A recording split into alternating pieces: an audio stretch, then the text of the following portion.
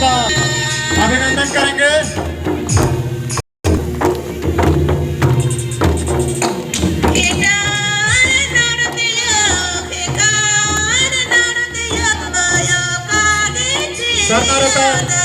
दादा वीरेंद्र भगत के धर्मपत्नी श्री निर्मला भगत हमारे भी पहुंच चुके हैं और मुख्य स्टेज के पास ले आएंगे। स्वागत करते हुए सब कोई तालियां बजा करके दीदी का स्वागत करेंगे।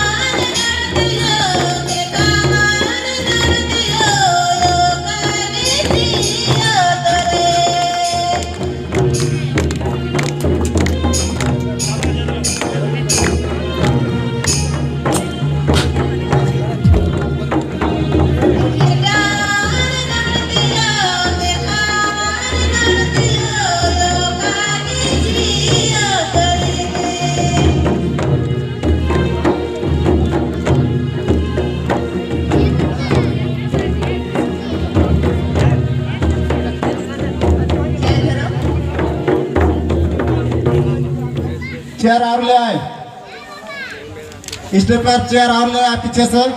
उसके बाद जो आएगा चेयर उसको पीछे लगा दीजिएगा।